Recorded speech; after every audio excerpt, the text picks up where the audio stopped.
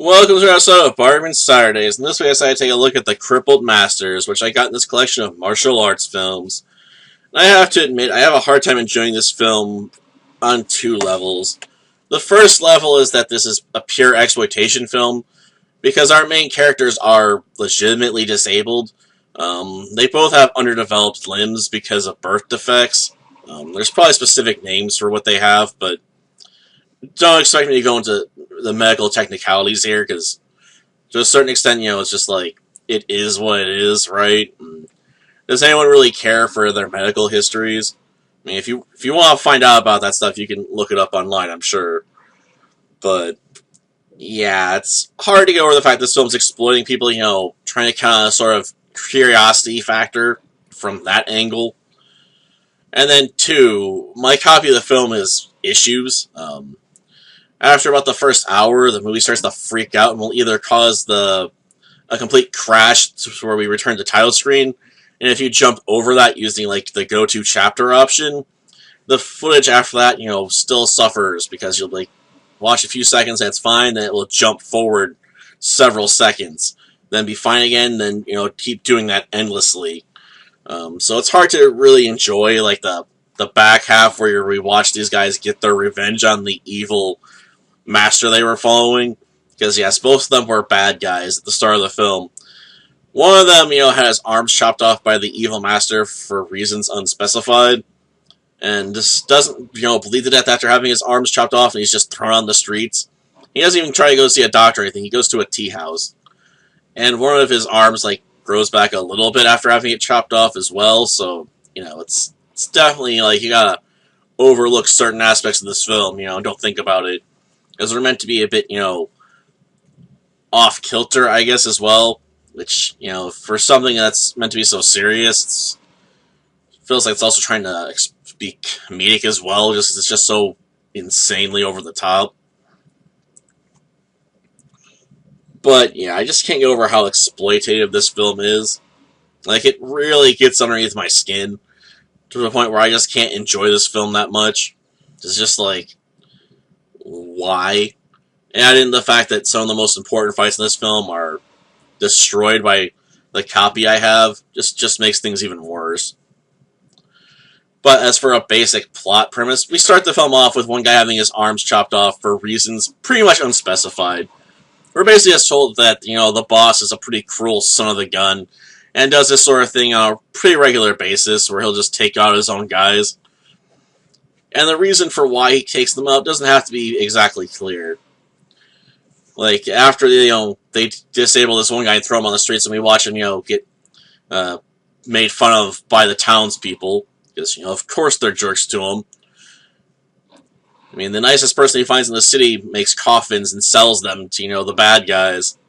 And he knows they're bad guys, because, they constantly come over here and buy coffins all the time. He's like, there's something going on up there at that martial arts school or whatever, but he's just an old man. What's he supposed to do about it? And when they come around to buy more coffins from him again, they realize, the guy they crippled is still is there. They're like, let's finish him off. But then the guy that makes the coffins is like, well, if you take me out, who's going to make you coffins at this point? And they're like, you know what? Fine, we'll spare the two of you for now, but he better go, because we won't be so nice next time if we catch him here. So he wanders off, with his indomitable will to live, and almost drowns, but, gets out of the river and starts eating out a pig's trough. And the farmer catches him and decides to lend him a hand and help him out by letting him join the community. Apparently rural people in this film are meant to be very nice, which feels a bit odd. Considering I've definitely had my fair share of interactions with rural people, and it seems they're a lot less accepting of outsiders, normally. Though maybe that's just from my experience. At any rate, after this, the guy had the punishment carried out where that guy has arms chopped off, is tortured by the master with acid, so his legs are destroyed. And this was, after he had a toast with him at one point about his health, so you knew he was going to get screwed at some point. Why even bring up his health and laugh maniacal about it, if he wasn't going to suffer, a reversal of fortunes in the near future.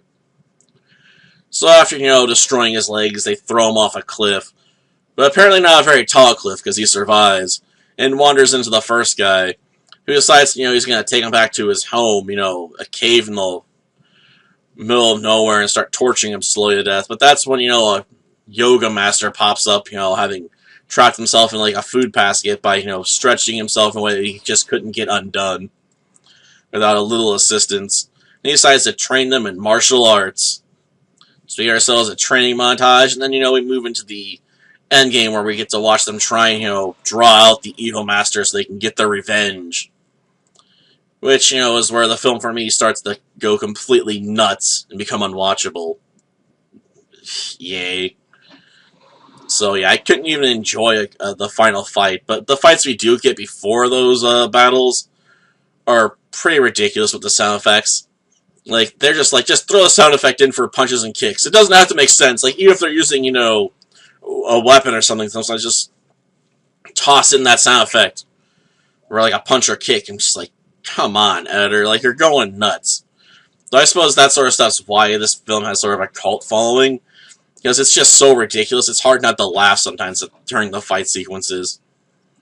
Because it's just so ridiculous what they'll set the sound effect to. Like, even when they don't hit, you'll be hearing these loud sound effects like they're making contact. Like, it feels like the editor is like, let's just try to make this a complete joke. And just, throw the effect in wherever and whenever I feel like it. So, yeah, I mean, if you like this film, more power to you. I can understand its cult appeal to a certain extent, but this definitely wasn't a film for me. Until next time, then. See ya.